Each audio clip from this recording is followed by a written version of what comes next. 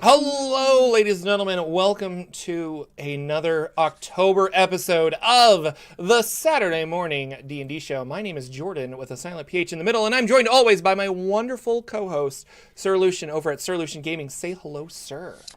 Hello, everybody, and thank you. I'm glad I'm a wonderful co-host. Yeah, he's so I good. try really hard. Lots of chatting about the sleeping puppy, and he's still sleeping. We had so yeah, sorry, Oscar's over there, but he won't be on stream. We took him to the vet the other day because he's got some sneezes, and they're like, you should consider putting him on elderly dog food, and it about destroyed my wife to think of her dog as elderly, and I'm like, well, and he's 11. So he's up there, but they're like, Mhm. yeah, just for his kidney function and stuff, you might want to do this. And she came home. She's like, my dog's old. I'm like, well, yeah. But he's such a good boy. He's just a sleepy dog now. Felix is out, I don't know, watching butterflies and squirrels or something, because that's what he does. This is not about dogs and cats. This is a Dungeons and Dragons talk show where we talk about all of the interesting things of D&D. I want to say thank you again to AM Dunes. He gave us $2 in chat. That was very nice of you. We are going to talk about all of the interesting D&D things that are going on in our life, in the news, and various what have yous. And I should have got these, but they're over there. Amazon had their sale, and I know Amazon's like Amazon a Day. big evil corporation and things like that. But uh, I don't know how to follow that up other than I bought 2 books from Amazon, way but to they're a point it big, out. evil, terrible Good. corporation. We shouldn't support them. But I specifically, they had a buy 2 books, get 1 free, and a lot of D&D books were on sale. And so I'm finally to the point where I told myself I'm not going to be able to play Waterdeep Dragon Heist. That was like a fiction. I think I was going to be able to play it. Somebody might run it for me, but I don't think they're going to now. And I'm going to actually sit down and I'm going to read Waterdeep Dragon Heist and use it for my videos. Who knows? Maybe I can make an updated Waterdeep video. Nice. And so I bought that, and then I bought Dungeon of the Mad Mage. Nice. And then I got a 3rd book free, and it was like, do I want Wildmount or do I want Theros? And I decided to get Theros. So those came in the mail a couple days ago, and I think the only 5e book I'm missing is Wildmount.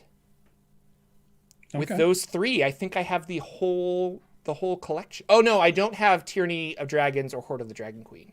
Or I don't have Rise of Tiamat and Horde of the Dragon Queen. So I'm missing You can do the reprint ones now. 2/3 book because I could get the reprint. Yeah. I get the reprints. So Very cool. but yeah, anyway. So that was exciting for me, and yeah. What other interesting things are coming out? WizKids is doing a new line of minis. Have you seen these minis, Lucien? I have only seen a few pictures. I have not seen much yet, but I'm excited. Yeah, you're not. I mean, you play online a lot, but A ton. pretty much solely online. Exclusively. Yeah, except exclusively conventions. online. But Yeah. but like, do you like minis? Do you collect them at all? Do you pick them up here and there? They were an obsession of mine that if I'm not careful, I turn into somebody who buys them every single week Oh, okay. back in the day. So like I'd play Warhammer 40K or I'd play Oh, yeah. Warhammer Fantasy and I would buy armies after armies after armies. I would buy the other games because I always was a person that didn't want to just play the most popular game of the genre, just like I didn't want to just be D&D. So I went and found another game I could play like Warhammer or Cypher or something, but I did that with tabletop games too. I've got board games that have lots of cool minis in them. I love, so I bought a bunch of those. Like the one right behind me has a ton of minis, and so I love them. I love when I'm in the phase of wanting to paint them. Our dungeon master, Danimal, right now he's painting a ton of his because he does that with his kids and in himself. He likes doing all of those. So he's got his big, he's kind of like Ted in that way, where he's got his shelves set up and he's starting to paint all of them and then display them behind him and use them in his games and stuff. And so it's a cool hobby if you have disposable income, because it is something that can be expensive, a little pricey.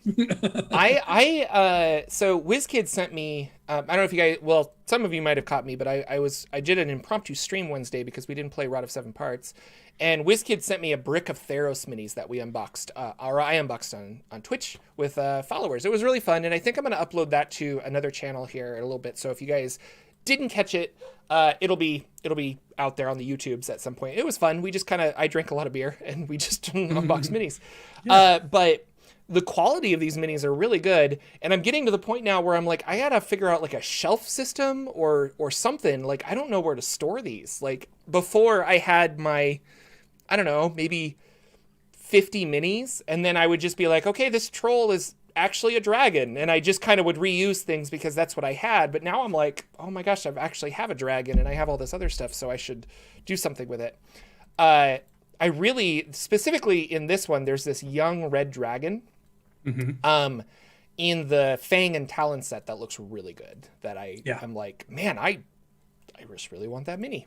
And I saw, this isn't in our notes, but I saw in a future publication something, I think it's January, February 2021, WizKids is gonna release a hand of Vecna and eyeball of Vecna prop. Nice. Like just a full, and you put it on your shelf, and I want it so bad because that's so cool. But it's like $100. Yeah, it's in a jar. Oh, it's so cool. Yeah. And I got my shirt on today, my Die Vecna Die shirt. So I want that. But anyway, man, it is a dangerous, expensive hobby, and it is a lot of fun. But yeah. Curse of Strahd comes out this month. The revamped. Are you running right in time for Halloween-ish? So if you want to run some of those Halloween games, I think it's coming pretty quick. I think it's before Halloween, but yeah, I think it's the 26th or something. Yeah, I think we mentioned that before. Yeah, Monday or Tuesday, or maybe it's the 20th. It might be next week. I don't know. And then we get Tasha's next month, so November 17th release. So that'll be nice. I'm betting that's going to be one of their most popular books. Oh, of course. Yeah, 100%. Are you using? Have you pre-ordered Tasha's at your game store? Are you getting the alternate cover? I still barely go out of my house at this point. All of you can guess why at this point. So I have not went down to my game store to order the new one. I may be doing an Amazon buy on that one. I don't know. Have they said you could still go into your store and that's the only way you can get it, or have they changed their rule because of COVID? I think the alternate cover is just still going to stores. Brick and mortar. But usually brick and mortar store, like mine specifically has COVID rules. So you can order on or through their website or whatever, and then they'll hold it for you, and you can come up and they'll walk out to your car and drop it off and make the exchange there and stuff. So yeah, and if you're like me, they have your credit card on file. Oh, yeah. So they're just of course. Plenty. Well, they're probably think I'm dead at this point because I haven't been there since lockdown. So I feel bad, but it's dangerous out there. So you gotta be careful. It's dangerous, yeah. So, but yeah, I will get alternate cover. Looks really good on Tasha's. I really want that as a the poster. Other books as far as the spine. Yeah. How you get the red and the black spine for the normal. But I liked my Mordecaian's alternate cover. And I don't know. I love all those Hydro covers and stuff. Yeah. Eventually, I think I'm going to go back and get a bunch of those also at some point. So maybe in the future, I'll own both versions of each as I just slowly buy them and they're not putting them out anymore and just pick up the normal ones. Not that I need it right now, but maybe next year's sale or something from Amazon grab. Like you did some of those older books. Yeah, apparently the Volo's alternate cover, that was the first one they made that had an alternate cover, I should say. And not a lot of people really thought about getting them, and then it was like, oh, you're making more. And so I think I heard, I haven't actually checked, but I heard on eBay they're going for $700 to $800 those alternate Volo covers, because now people are like, oh, I'm getting the alternate covers as it comes out, but I missed the first one, right? Because I wasn't into the hobby or something like that. And so it's kind of wow. And I don't know. I had no idea that it was so expensive, but there you go. Apparently, I could see that. I could definitely see that. There is a convention going on that I am a part of. Dungeon Crawl Classics Bride of Cyclopes Con is going on right now. If you go to Goodman-Games on their Twitch channel, don't do it now, you're watching our show. But if you are in the future, you can go to Goodman-Games. On your other monitor. On your other monitor, your other earbud. They are streaming just a a bunch of conversations about old school role playing and things like that, but they also have a whole bunch of games mapped out. And I am going to be playing a wizard in a Dungeon Crawl Classics game tomorrow morning at 7 a.m. because that was the time slot that worked for me. So from 7 to 11 a.m. tomorrow, I'm going to play a game, and I'm really excited. I have never played in a DCC game. I've only ran it, and so I'm very excited for this. And from our chat, Danimal said he just took a drink because the Saturday morning D&D show drinking contest has when Jordan brings up DCC. That is the game. That is the game. Or if you're playing bingo, if you got our bingo cards out there. Yeah. And that is a good point, Danimal. We still don't have Taco on D&D Beyond, Tasha's Cauldron of Everything. And I don't know. It feels like there's something. I don't know if they're just like not talking to their partners anymore, or like I'm like, is Wizards of the Coast just going to drop a new digital service and hypothetically make us all very angry that have invested lots of money into now you can play D&D up until Tasha's Cauldron of Everything on D&D Beyond. Like, I'm going to be really upset, but I don't know if that's actually happening or if they're just not talking. So we just have to wait and see. Because that would be a blow up. Like, because they're pretty tight with D&D Beyond, but let's say the money makes sense and they're going to create their own platform. Yeah. At some point they have to break that relationship and say, guess what, guys? We're making our own platform. Right. Wow. But just like, I mean, we could pre-order Icewind Dale for months, and there was the digital dice that you could get with it and all this other stuff. And I'm like, I'm just looking around. Why isn't Tasha's there? But who knows? Who knows? Crazy. Yeah, it is crazy. So anyway, next week we're going to have to talk about Bride of Cyclopes Con and my game. Definitely. I'm so excited. Wizard as a DCC, because normally you're just a farmer in DCC. Yeah. You're just like now I'm level 2. catcher. I think I'm a level 2 wizard. Level 1, level 2, something like that. I didn't even know DCC into that. It goes up in levels? What? This game just got so much better. It's not just funnels. The amazing Judge James is going to be running that. So we love excited. James here at the show. Yeah. He's one of my, I mean, he's probably my DCC content creator. Like I follow him and I listen to his podcast and a bunch of other stuff. I like James a lot. And he ran a Numenera game for me. That's how I got introduced to him. And he's a really good DM. So I don't know. The email I got was like, it's going to be a very casual game. We're just going to roll some dice on our system. Like, it's going to be fun. Zoom call. And so, yeah, it should be a lot of fun. Yeah. My introduction to him was I started watching, a couple of D&D shows on Twitch. So it me JP and Adam Coble and Critical Role, obviously the very beginning of Critical Role. And I started thinking those ones, and I started thinking, you know what? I can't find a group to play in, or I was trying to find a group to play in. So I started looking around. I couldn't find anything. And then I found out about Numenera, because I was just looking at what RPGs are out right now at that time. And he was a huge Numenera person. He was making tons of content. So I before DCC, I think. Right? Yeah. So I sent him an email and said, hey, I got a small little YouTube channel and I'd love to play a game with you online. And he's like, yeah, sure, let's do something. So I got to play in a couple of games with him. And after that, I used my experiences playing with him to go ahead and run my first game ever streamed, which was a Numenera game for a couple of my friends. Even before I streamed a D&D game or DM'd a game, the very first thing I did was a Numenera game. And it was based off of the getting to play with James. So he's like one of my favorite guys right now as far as in the RPG world, because he's just a good guy.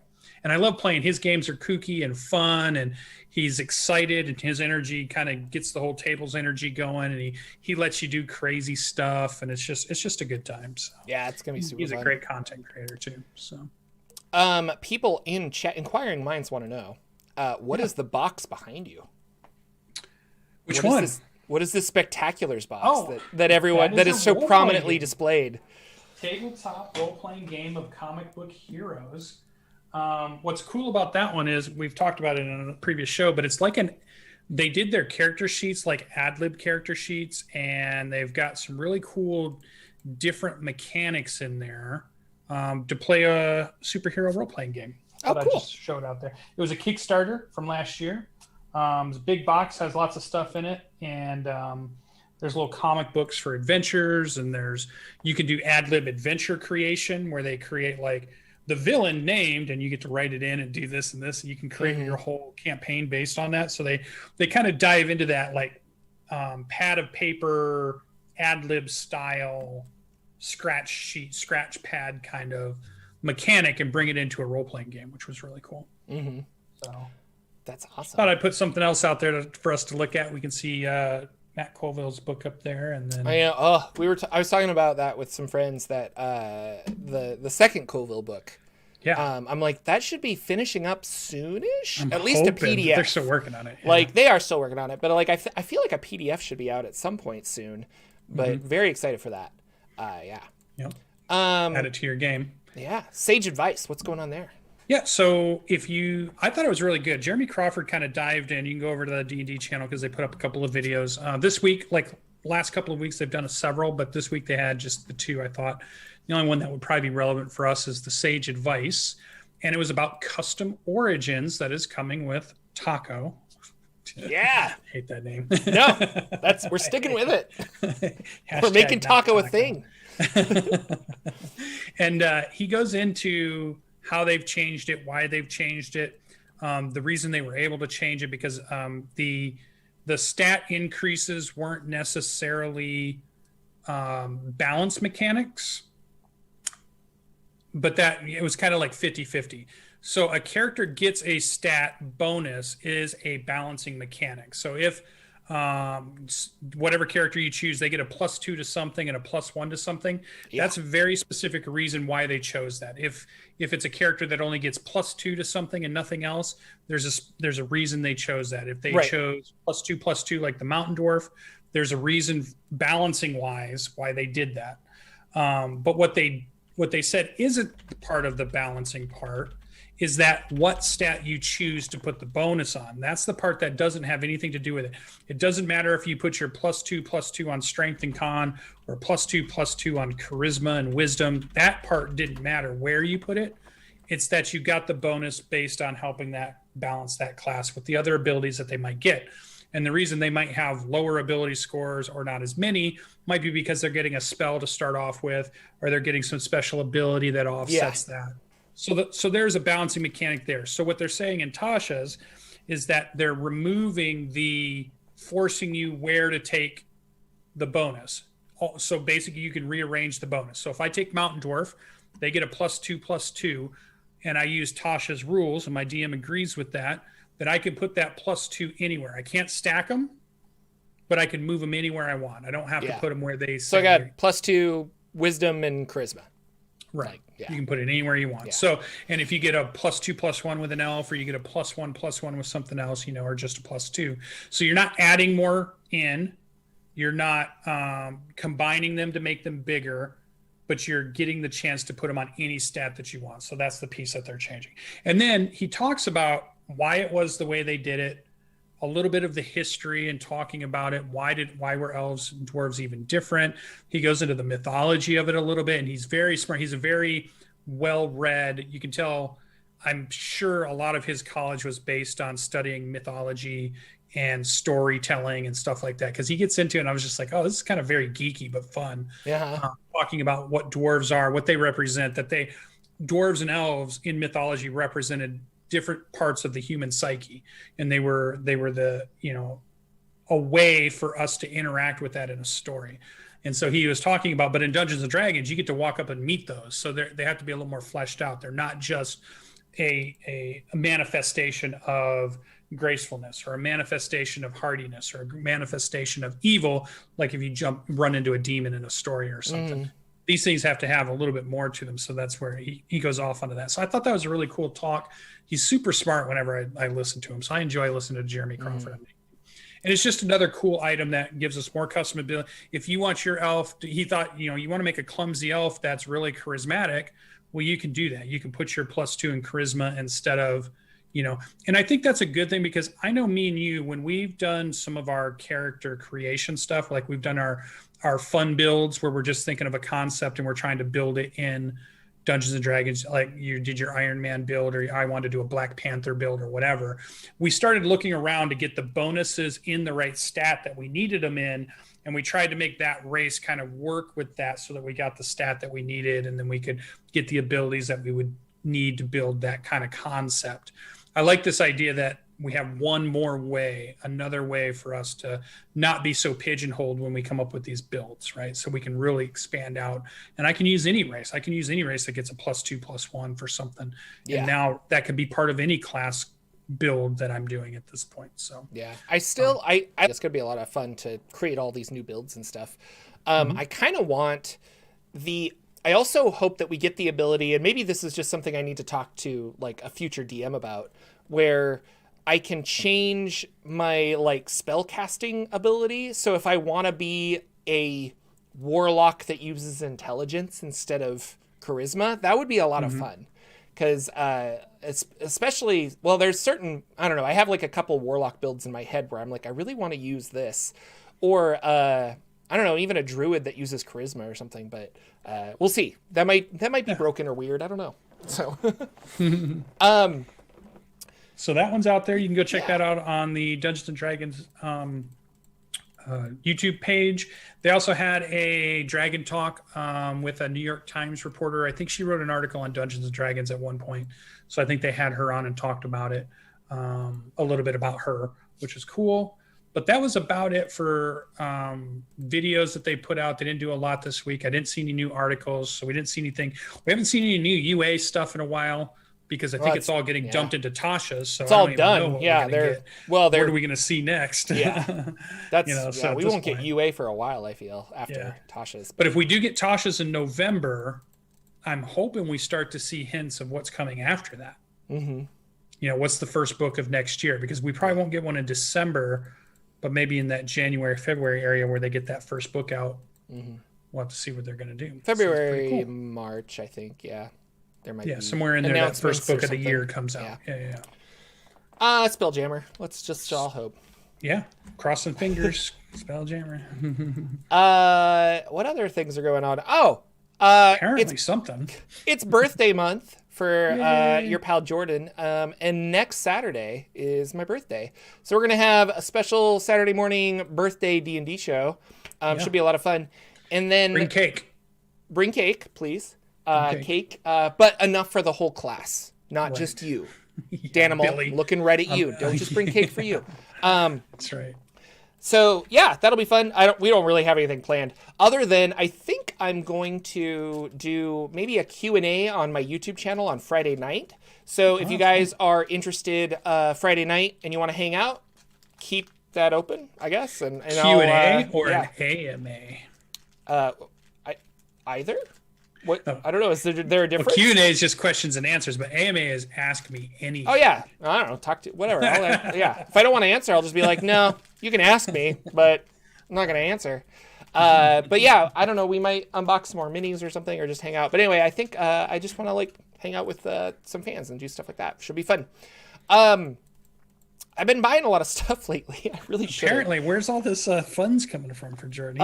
Well, some of it's donated and other stuff, but I found out you could get the rules cyclopedia printed on DriveThruRPG for only like $28. Oh, that's good. And so I was like, I kind of want to buy that. Now the rules cyclopedia is the original, basic, expert, and something else rules. I can't remember the other one. But it's like original D&D before advanced D&D and before second edition advanced D&D. Yeah, OD&D. Yeah, so original D&D.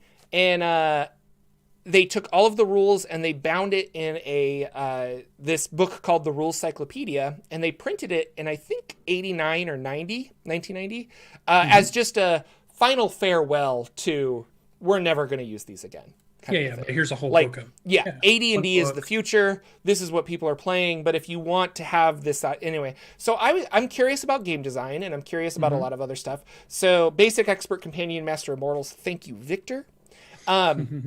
So I grabbed that, and this has basic, expert, companion, master, and a little bit of immortals, but not the whole thing. But it's really cool to see where Dungeons & Dragons came from and to see what the original concept of the game was.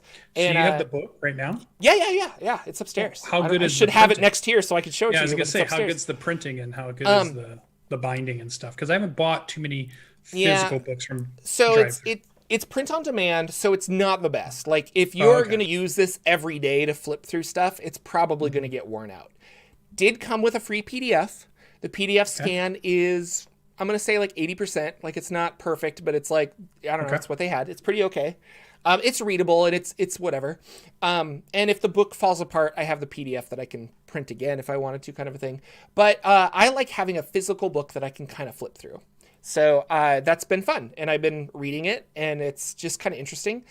Just old, fun art, and I don't know the idea of it. And so you could be like a cleric, a magic user, instead of like wizard and stuff. They introduced the druid class, but I didn't realize this playing original D&D. You had to be a cleric of nature for like 7 or 10 levels before you could then become a druid. Nice. And I was like, that's interesting. So the idea, and like no bards and stuff, but like bards and rogues. Elf. And elf was a class, dwarf was a class, yeah. So it's kind of fun. And I've been trying to wrap my head around THAC0 for not only that, but also I've been reviewing or doing Spelljammer stuff. And Spelljammer's all AD&D, so I'm like, THAC0 is just convoluted in my head. It just doesn't make sense. The more I try to read it, I'm like, what? So I thought that was fun. It's been a fun read so far. I'm enjoying it. And I think there is, Lex said this when he was on the show, on Saturday Morning D&D show, but like there's a lot of value in understanding where the original design principles came from. And I think that's the whole OSR movement. You know, we got the because of 3.5 and 3.0 D&D, Wizards of the Coast, and the open gaming license that they created, a lot of people were like, wow, I can take these really complex rules for D&D and I can kind of dumb them down. That's not the best way to put it, but like simplify them so that we can play how original D&D was played, where it was just, this is a dungeon crawl. And like the concept of like spending gold for XP and things like that, I don't know. It's really interesting. I love everyone's coming up with THAC0. So the idea is that we dropped the word THAC0, and somebody said, you know, Tasha's Cauldron of Everything shouldn't be taco. They should have named Tasha's Cauldron of Everything to have an H in it, THAC0, so it could match THAC0. And so now everyone's coming up with interesting. We have like Tasha's holographic advice containing omniscience. Yes. And so this is really just funny. Yeah. The house Alex Conan open. Anyway, people are just coming up with really interesting, funny things. So good job, chat. Way to be funny. Good job. So that's been cool. Have you played original D&D like that? I mean, this could be something we could do on the show. Like we could have Jordan and Lucien learn basic D&D. Wouldn't that be fun? Super cool? Yeah. Yeah, I have watched a stream of it when Adam Koba sent his party through original D&D just to show kind of the difference of the rules, and it was super cool. But I had always played Redbox set, was the very first I had played, and from then on I knew the systems. And I skipped over 4th, so I'm still into this. I would love to go back and play ODD adventure campaign, small but fun. I still want to play a 4th just to get my hands on 4th. I still haven't done that yet. What's his name? Puffin Forest.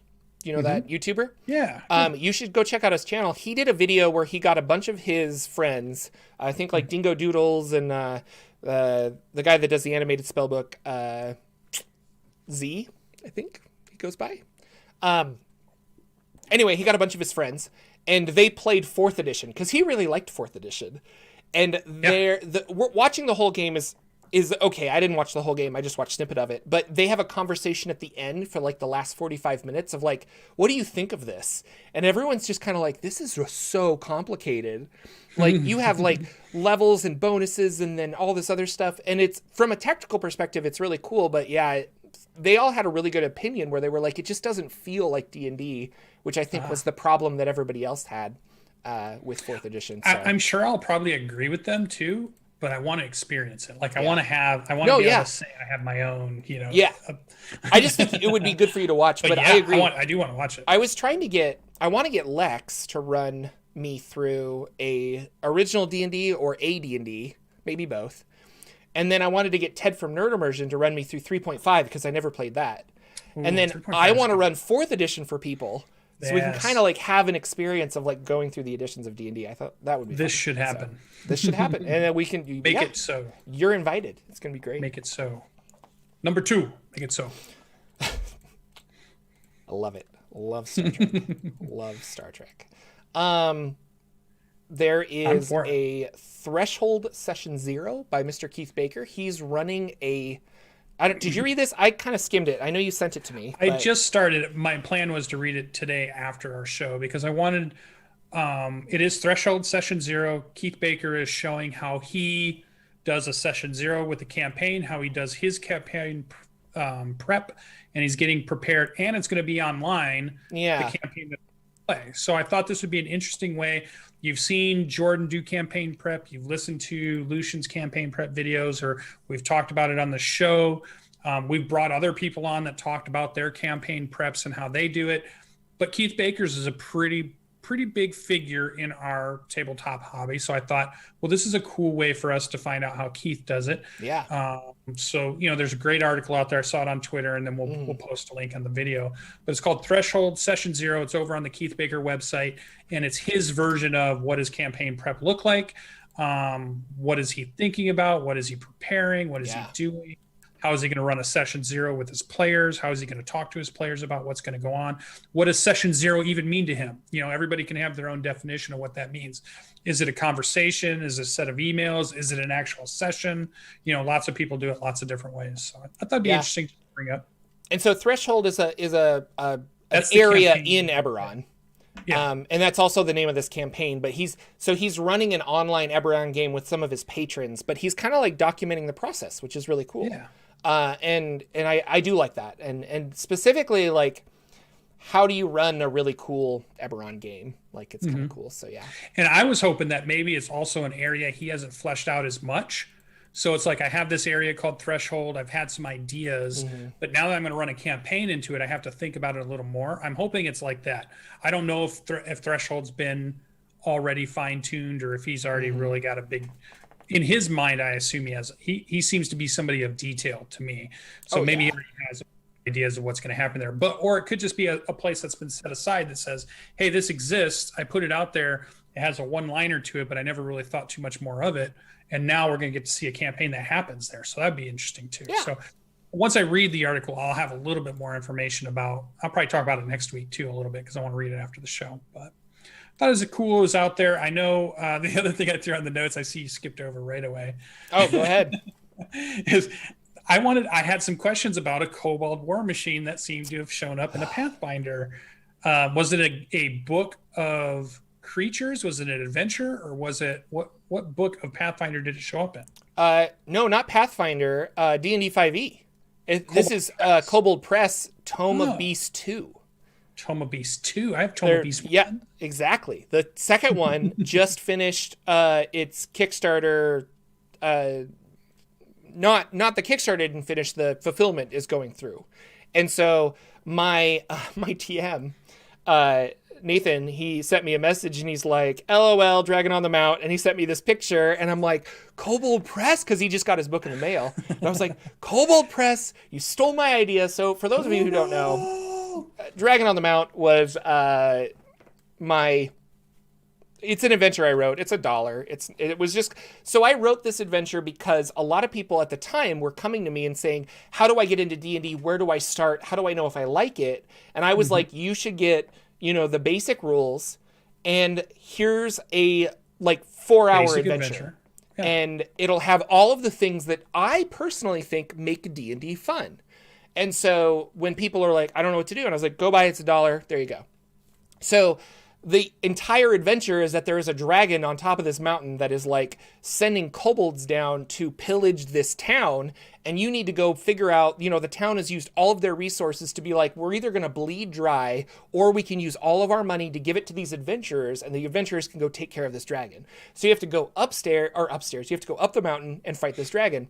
Well, the plot twist is, and I'm spoilers, but the plot twist is that the dragon is actually just a giant kobold machine that looks like a dragon that they cobbled together that breathes fire, but it has like little guys inside of a tank that are controlling it, and it's covered in illusion magic, and that's why it looks like a red dragon.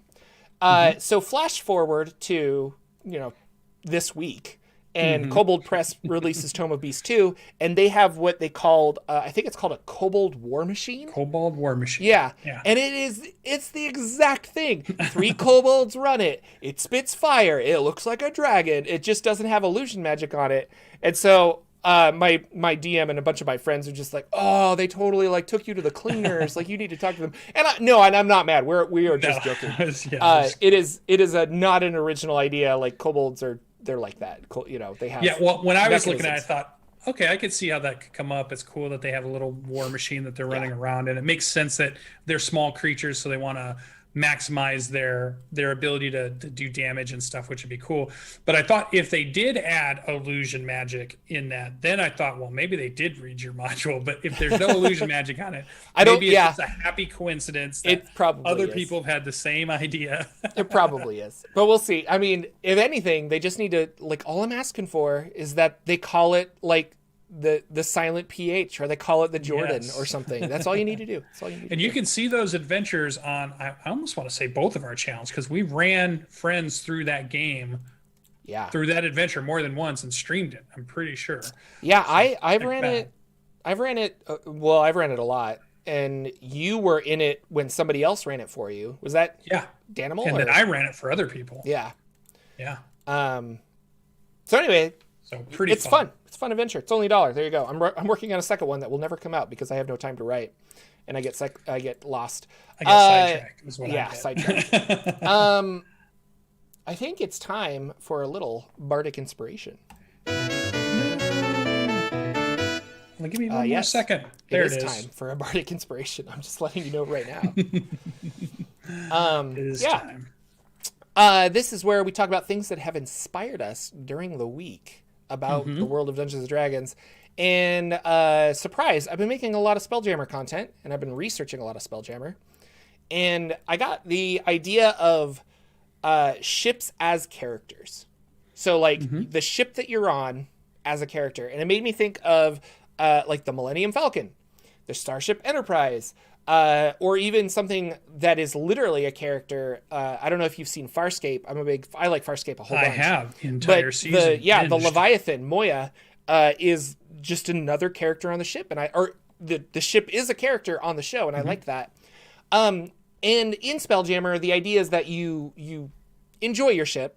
Enjoy your ship. Let me use my words.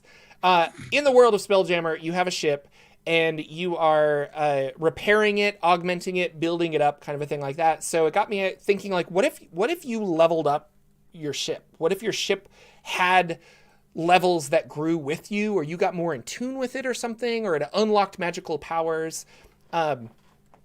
Questions, thoughts? Do you think that would work? Yeah, when I saw you break down ships as characters, what immediately I thought was, oh, what if we gave them personalities? Right, then they are a character, right? So if you have a grumpy Spelljammer ship, or you have a super excited, Spelljammer ship, or any game that you're playing, whether you're playing, fantasy, sci-fi, or whatever, I think that's an interesting idea of having them be a fun, interactive character, or letting a player be that character, letting them play this idea of a sentient ship of some sort that has to interact with a party that flies around with it too.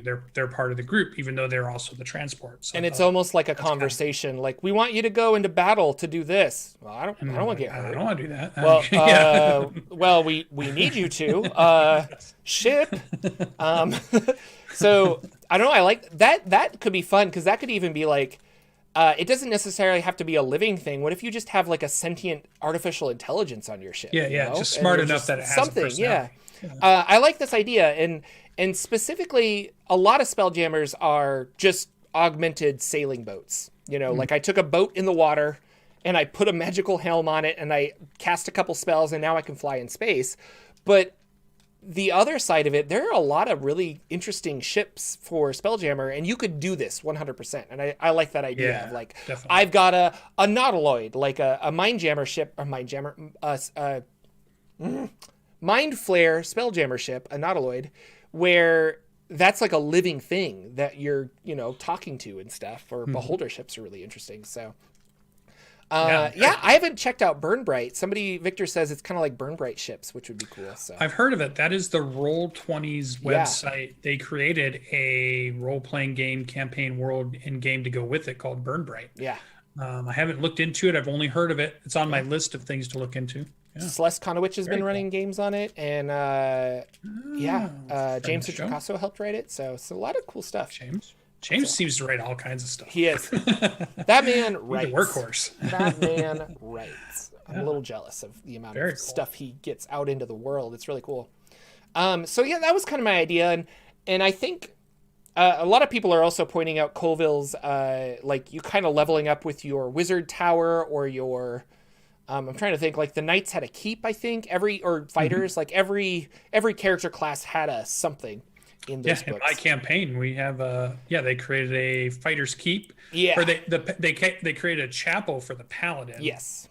And our druid has started his grove. Yeah, and I like that idea. We had that in I wasn't too interested in it with my character, but my Warforged 7, but the wizard was all about it. And so our wizard in that game built a tower. And I think our warlock, who is a celestial warlock, he opted for the cleric church or temple. And the DM let him do that because it was like, I'm more interested in that because I have this like, I'm a warlock, but I'm very much in praise of this god deity thing that he's getting his powers from, the celestial. In there's some cool rules for ones that aren't so that would come to the forefront of your mind if you were thinking of these structures, because they also have the pirate ship in there. There's the barbarian war camp that can move around in like a nomadic camp and stuff. So they've got some interesting ones. You could do a tavern. You can do, lots of different things for either your bards or your thieves or something like that. So they had some really cool different options in there for what you could build. I want a bard Howl's Moving Castle. There you go. That walks around. You could do it. I want it. Like the Mortal Engine one, once it rides around on wheels and then it's London. We're gonna chase it down. It'd be fun. It'd be fun. Very cool. Really cool. What about you, sir? What was your bardic inspiration? Well, I wrote it in there, and just reading it, just the 2 words, bardic inspiration, the cliff. Where does your mind go? What do you even think at that? Well, I'm not gonna lie. Not far, right? No, I think of Cliff Calvin movie? from Cheers. So, yeah. Okay, well, I wasn't going that direction. That's what I first thought of when I saw that. I know that's not what you were going for, but I was instantly like, no, it's the Cliff from Cheers. Yeah, that's perfect. The Cliff. That's what they Norm. All right. So the cliff would be, here's this idea I was having. What if at a part of your map in your world, whatever campaign world you built, there's a part where the players get to it, or anybody can get to it, and it's basically a sheer cliff, and it just stops. You can't see anything on the horizon. It's just open sky past there. When you look down, you see some clouds, and you can't actually see the bottom. And they call it the cliff. Everybody calls it the cliff. And what it actually is the edge of the world. Ooh. And it goes for thousands and thousands of miles. So think of the length of the United States, or whatever big continent you want to grab, is the size of the cliff. So you're at the top of it. And even if you were going to walk down it, if you had a way to walk down the cliff, it would take you months and months and months before you could ever reach the bottom. So the campaign setting would be about, well, what happens with this cliff? So I thought there would be really cool thing that you could do with Adventuring Party. That would be, you're hiring them to do one of 2 things. There's a person who's created a small town there. They're an explorer type, and they've hired your party to come in and either find out what's at the bottom, and we're talking months and months of travel down a sheer cliff, okay? Or they want to know what's on the other side of the sky there. They want you to go past the horizon, just like you would if you came up to an ocean and you looked out at the ocean and just somebody wants to know what's at the other end of that ocean. This is the same thing. The sky just goes on. We have no idea what's out there. How are we going to get from here across, and what's across there? And so it's a combination of bringing in a little bit of the elemental plane of air so that you could use, if they take the one that says we want to find out what's across this open sky as we're sitting at the cliff, and we're going to try to find a way across that, you could really turn it into like a plane's airplane. That seems weird because that's a word we all use. A plane of air type of adventure. You could use some of the elemental books to give you ideas on like what types of encounters and what types of things would happen when you're in the elemental plane of air and things that you have to keep thinking of. The other thing they could choose is they could go find out what's at the bottom, but we're talking about how are they going to do that? Because you don't have enough rope. It doesn't work that way. You can't just say featherfall because that ends at a certain point. You can't even use like a fly spell because that's going to end after a certain point. So anything you have to, you got to have camp. Yeah. You got to stop. Yeah. So there's a whole bunch of problems here that I think would be fun to let and you don't have to figure any of it out. The idea is you let the players try to come up with crazy ideas. Do they try to build an airship that can fly? How do they do that? They invent an air balloon and they invent some way of propulsion using their cool spells. To me, this would be something that you'd start them off like at a 10th level. Mm-hmm. Give them a lot of tools to use, a lot of ideas. Would they try to tame something? Because even if let's say you say, okay, this is easy. We'll just tame a rock. I'll summon a rock and we'll fly down. Well, that summon ends or that rock has to sleep at some point and you're still not finding the bottom. Right? So I think that'd be kind of fun how they're going to get down. Along the cliff face, you could have huge caverns that open up that they could explore if they wish, or they could find that they could use for some of their campsites, but other parts, there's just so much sheer cliff. They have to find a way to stay on the side of a cliff where there are no caves. Like all these little things that they could think of that could wrap into this adventure, and they could choose one of two ways. And I just think that'd be a really fun kind of, if you told them, I'm hiring you to build the very first airship in this magical world. You guys are 10th level characters. You use your abilities and whatever you can think of. I want you to build a vehicle that gets us across the sky. How would you do it? What combination of magic items would you go find? Like, because the other thing that kind of prompted this was we were playing around with two rods of immovable objects. That was just put in the chat. Like people were like, movable rods and rope. That's all you need. You could do some stuff. So you could do some interesting stuff. So that's the kind of thing that I would let the players have a lot of fun coming up with. Maybe you have a druid in the party and they're all about taming things, and maybe they could get some tames and they could do some things. Maybe you have an artificer in the group and he wants to build something, or they want to they want to figure out a way to make a hot air balloon. You just need hot air, right? So can you trap an elemental? Can you keep a perpetual spell going on or some sort? Although at 10th level, it's going to be hard to find something that's perpetual. What do you do when it runs out? Those kinds of things. So I was thinking that was kind of cool. A really fun way, and really think of it. Some people might even do it as a flat world adventure, where if you think of your world as flat, but then when you get to the end, it's just this edge of nonstop crust of the world, which is thousands and thousands of miles long. What would that kind of adventure be like? And gravity still works normally, so it still pulls straight down for some reason. Throw science out the window for that piece. So storms, what kind of creatures would you meet? Stuff falling on you as it flies over. It flies for as long as it can. It can't find anything, and then it just is exhausted and dies. So just like in the ocean, there's a lot of creatures that are taking the particles that are falling down in the ocean and eventually rest on the bottom of the seabed floor. Would you do some of that kind of stuff? Is there something that takes advantage of that? Are there big, giant air sharks out there, air behemoth whales? Space whales. So you could do. Would you hit space if you went far enough? Is that how your world's going to work? Well, like you could just fly out and hit space or something. I mean, this is a really cool idea. That's a whole campaign setting adventure. You win Bardic Inspiration for the year. But if it is a flat world, which is what I was thinking of, you got to think about things like garbage. Like people have probably been like, I don't know where it goes, but it gets rid of all my trash. And so people are like hucking garbage off the side. And so in my mind, there's a point where they're climbing down this wall and they get to an area that's just like riddled with trash, and like there's weird trash goblins or something that live there, and catching it. They're using it, and so I keep thinking like maybe either you hit the bottom or you hit like a middle point, and then if you get past that, gravity has changed, and now you're climbing up to get on the underside of this, and there's a whole nother world on the other side of the thing.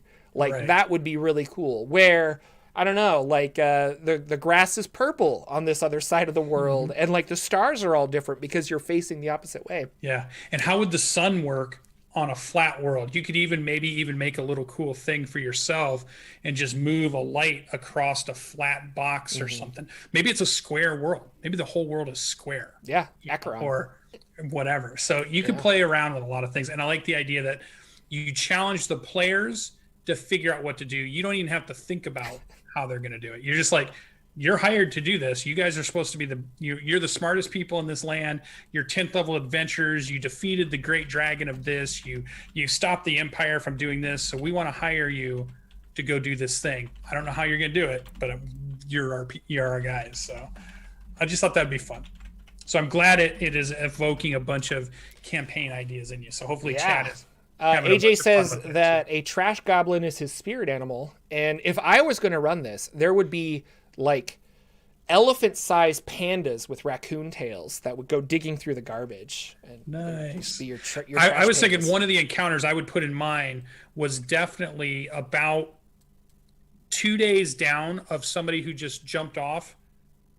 Time, whatever that is, of, like do the math just for me of the velocity that they would reach, how long it would take them, and how far they could go at 2 days. Well, how much wind resistance? Point, right, exactly. At the 2 day point, there are a bunch of large webs that have been set up and platforms that catch things, because there's so much stuff that just goes off the side and then can't find its way back. Big spiders. Yeah. And the spiders, there's a big spider kingdom down there taking them all in. So I thought that'd be that's a quality idea. So I don't know. Awesome. Kobold Press, if you're listening, don't steal that one. Some more.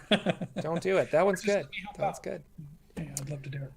So that is my Bardic Inspiration. I hope all of you have a Bardic Inspiration. Let us know about yours in the comments, or add on to what we just said. Yeah. Or tell us about, some really cool idea that you had over the week that inspired you to either make a campaign world or an adventure or some new rule mechanic or some new character. So I love very it. Cool. The Cliff. The Cliff. I'm actually going to write that down in my notes, because I think that's something I might want to use. I really, really like this, actually. Yeah. Very fun. The There's a lot of things you could do with it. Like, how does light work when the sun goes by? How does gravity work, and for how far? And could you sleep while you're falling? That would be an interesting thing. But I like the idea of also just figuring out, okay, we only have, we brought 1,000 feet of rope. How are we going to reuse it the whole way down? Well, yeah, and how like like Christopher Columbus and stuff, where like it was just like, we don't know where we're gonna go, but we're gonna go. And I like that. That's kind of not that I like Christopher Columbus, but I like the idea of just like, we don't know what's over there, but we just are gonna go. We could die. Like, it could just be ocean for the rest of our world. This cliff could never end. Like, we literally could just be climbing a cliff for the rest of nobody knows. Has ever went to the bottom and made it back. And you get to come up with all sorts. I mean, that's the same as like a journey to the center of the earth. They all of a sudden there's a world on the other side of it. They don't know, dinosaurs. It's cool. So the Trunk of Yggdrasil, a very good idea.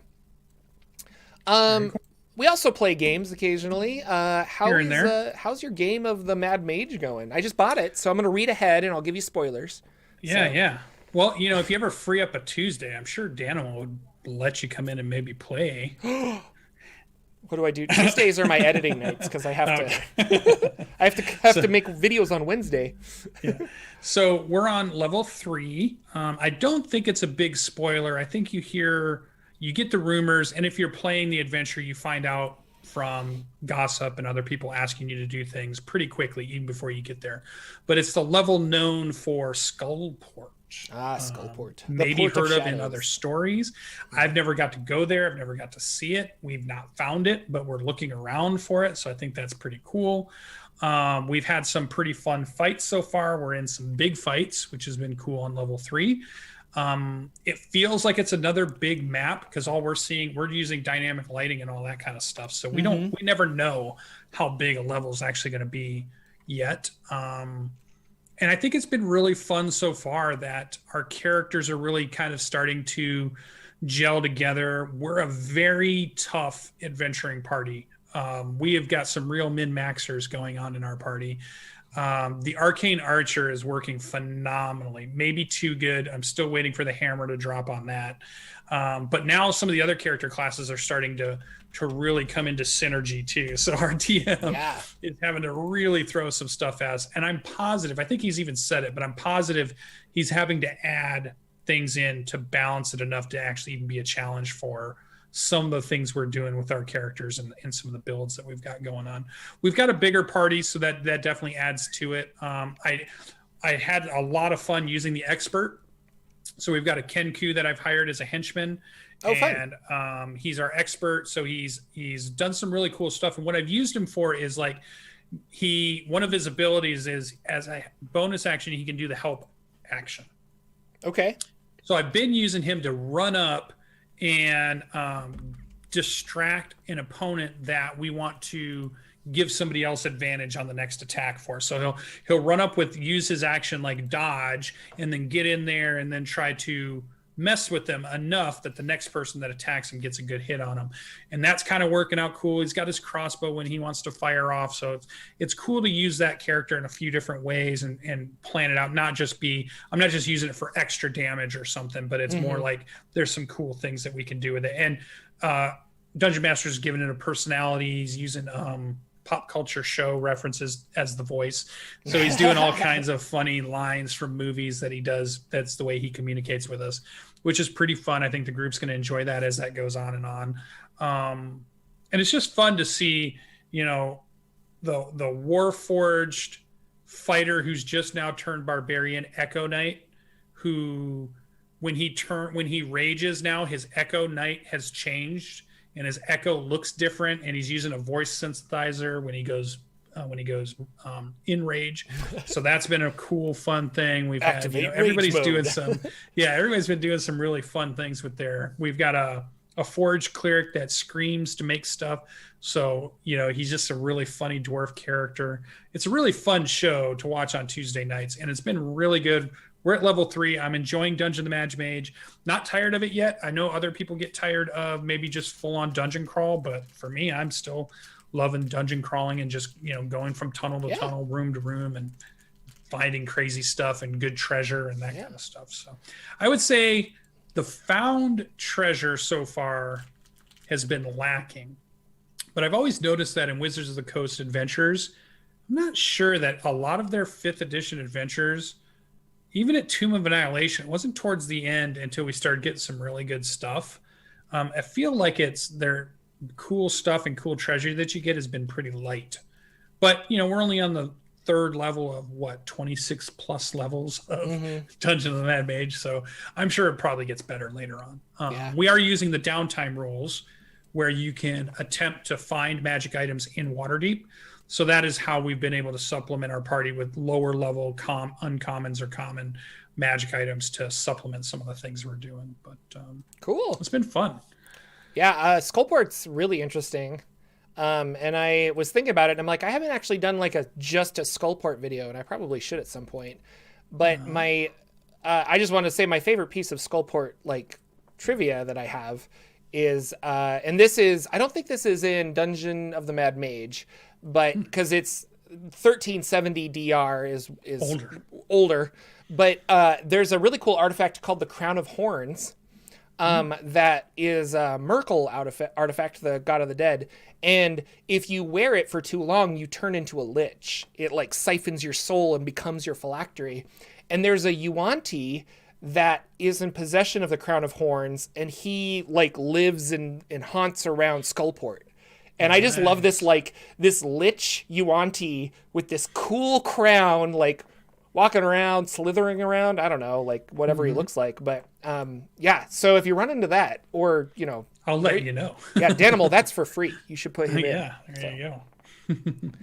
So what about Jordan's games? I left you a minute. 1 minute. Sadly, well, not sadly. I had a lot of fun. We played my Kids on Bikes game. Yeah. And maybe I'll talk about this more later or something, or because we ran out of time. But it was one of those games where it went in none of the directions I anticipated. And I remember while we were playing, I'm just like, how do I get them to do this? Like, this is so frustrating. And we were having fun, but like, you know, you have that hamster running constantly in your head being like, I don't know how do I fix this? Like, they're not here. They're supposed to be here. And midway through the game, I just kind of like, you should do what they think the problem is. And you should do what they need to do this. Yeah. And so I had this idea that this evil, like warlock principal was going to take the souls of children. And in their mind, they're like, the principal, it's still the same villain, but like in their mind, the principal is going to cause a time explosion. And that's what they thought was happening. And that he was ruining time. And so midway through the game, I was like, no, that's what he's doing. He's ruining time. Yeah. I don't know why, but we're going to figure this out. And so it was an important lesson to be reminded of, that as a DM, sometimes you just have to be like, yes, players, you're right. Because rather than trying to get them to play the game I intended, they were very excited about stopping this time explosion. And so I added on to it. So things were disappearing from the past, or from the present going backwards. They were disappearing. So for example, they took a picture of a couch, and then the couch was gone in their present state, but they looked at the picture and it was like slowly fading. So the idea is that it was fading backwards in time, but in the present it was gone. And this was happening to people. And so then I said, not only are things disappearing going backwards, but like time is going backwards moving forward. So they started on like a Friday night, and then all of a sudden it was Saturday night, and they're just like, how did it become Saturday? And I'm like, time explosion. Got to figure it out. So they ended up running and saving the day, and there was a big fight at the end against like the principal and his evil warlocks, and it was fun. So that's going to come out towards Halloween. I'm working on the audio, and I'm going to put it here on this channel, and I will also release it as audio on my Patreon. But if you guys want to listen to a Kids on Bikes Halloween episode, but it was a lot of fun, and the first time that we were actually able to play at our table since moving into the new house, which was really cool. So yeah.